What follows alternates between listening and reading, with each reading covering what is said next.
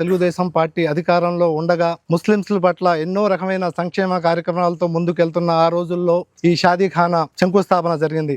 ఆనాడు 1,90,00,000 రూపాయలు పెట్టి నిధులతో పని మొదలు పెట్టడం జరిగింది. కొంత పని జరిగినాక మనం అధికారంలో లేకపోవటం, తర్వాత వైసీపీ పార్టీ 2019-24 మధ్య అధికారంలో రావటం అనేది జరిగింది. ఆనాడు ప్రజల్లోకి వెళ్ళి షాదీఖానా నిర్మిస్తాం, షాదీఖానాని కడతామని చెప్పి ఆ రోజు ముస్లింల పట్ల మొత్తం మాయమాటలు, దొంగ మాటలు చెప్పి ఆ రోజు వాళ్ళు వైసీపీ గవర్నమెంట్ అధికారంలో రావడం జరిగింది. ఆ రోజు రోసయ్య కూడా మన ఈ షాదీఖానా గురించి, అంజుమన్ కాంప్లెక్స్ గురించి, షాదీఖానా నేను కడతాను, నేను మీకు తోడుంటానని చెప్పి ఆనాడు మాయమాటలు జరగడం అనేది మనం స్పష్టంగా చూసాము.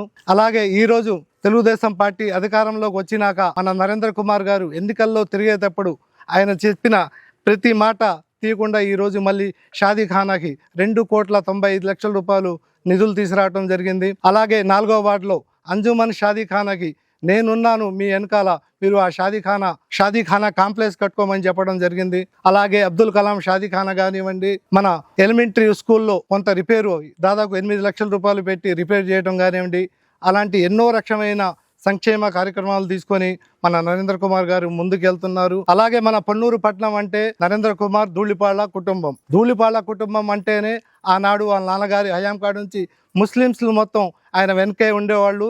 ఈ రోజు కూడా ఆ కుటుంబానికి మనం తోడుకుంటామని చెప్పి, అలాగే మన రాష్ట్ర ముఖ్యమంత్రి వర్యులు నారా చంద్రబాబు నాయుడు గారికి, లోకేష్ గారికి, పవన్ కళ్యాణ్ గారికి, మన మంత్రి వర్యులు ఫారూక్ గారికి పేరు పేరున కృతజ్ఞతలు తెలియజేసుకుంటూ ఎప్పుడు మనం తెలుగుదేశం పార్టీ వెనకాల ఉంటామని చెప్పి ఈ ముస్లిమ్స్ మైనార్టీ తరఫున చెప్పుకుంటూ ఈ అవకాశం ఇచ్చిన పెద్దలకి నమస్కారాలు తెలియజేస్తున్నాం.